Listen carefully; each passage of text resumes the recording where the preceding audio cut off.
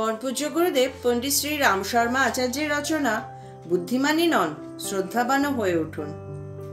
পরমাত্মা মানুষকে বুদ্ধি নামক এক অতুলনীয় শক্তি প্রদান করেছেন। তারই আধারে মানুষ সৃষ্টির অন্যতম সেরা সম্পদ।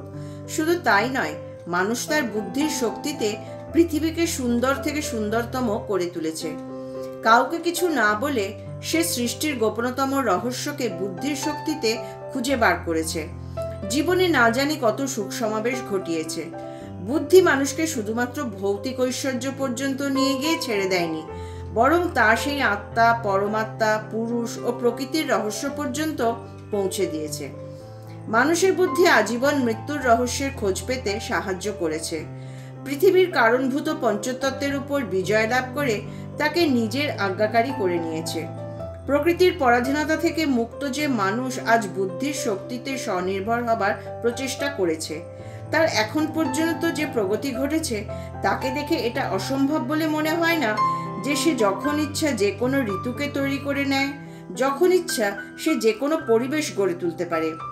আজকের যুগ মানুষের সেই বুদ্ধিশক্তির প্রমাণসূচক সাক্ষী হয়ে উঠেছে। মানব বুদ্ধির শক্তি এমনই অমোঘ যে যদি সে চায় তাহলে এই পৃথিবীকে দুদিনেই ধ্বংস করে দিতে পারে, আর যদি চায় তাহলে তাকে স্বর্গ করে গড়ে তুলতে পারে। আজকের পরিস্থিতি দেখে এমনটা মনে হচ্ছে না যে মানবীয় বুদ্ধির এই শক্তি পৃথিবীকে স্বর্গ করে গড়ে তুলতে পারে, কারণ বর্তমানে এটা অধিকাধিক নরক হয়ে গড়ে ওঠার সম্ভাবনাই দৃষ্টিগোচর হচ্ছে। পুরনো কথা ছেড়েই দিন, আজকের দিনেও পৃথিবী নরকের থেকে বা কম কিসে? চারিদিকে দুঃখ, কষ্ট, শোক, সন্তাপ, প্রয়োজন এবং অভাবেরই তাণ্ডব চোখে পড়ছে। মানুষ মানুষের জন্য ভূত প্রেতের মতো আশঙ্কার স্বরূপ হয়ে উঠেছে। সুখ সুবিধার অজস্র উপকরণ সঞ্চিত হয়ে গেলেও মানুষ তার থেকে কোনো লাভ পাচ্ছে না। যে নিশ্চিন্ততা এবং আশ্বস্ততা লাভ করার জন্য মানুষের বুদ্ধি সম্পূর্ণ শক্তিতে নিয়োজিত আছে, তার প্রাপ্তি তো ছেড়েই দিন, তার দর্শনও পাওয়া যাচ্ছে না। নিঃসন্দেহে আজকের যুগের বুদ্ধিমান মানুষের এমন দুর্দশা অবশ্যই বিচারযোগ্য।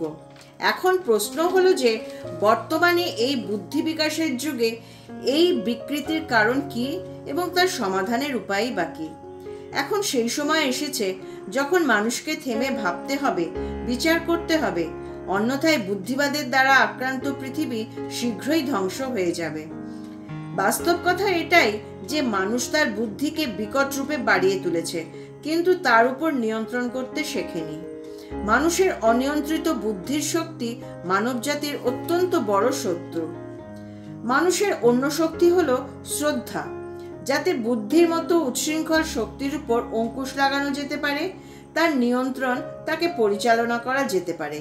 বুদ্ধিবলকে ধ্বংসের পথে যাওয়ার পথে বাধা দিয়ে সৃষ্টির পথে এগিয়ে দেওয়া যেতে পারে। শ্রদ্ধাপূর্ণ মনযুক্ত মানুষ সেবাপরায়ণ, সহযোগিতা, ক্ষমা, দয়া, পরোপকার এবং পরমার্থে বিশ্বাস করে এবং ন্যায়ের মতো নিয়ন্ত্রণ তার বিশেষত্ব।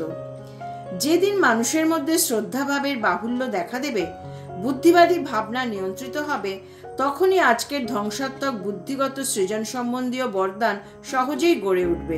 সুতরাং আমাদের বুদ্ধিমানের সঙ্গেই শ্রদ্ধাবান হয়ে ওঠার প্রচেষ্টা করতে হবে। অখণ্ড জ্যোতি, 1 ফেব্রুয়ারি 2024, পৃষ্ঠা 33।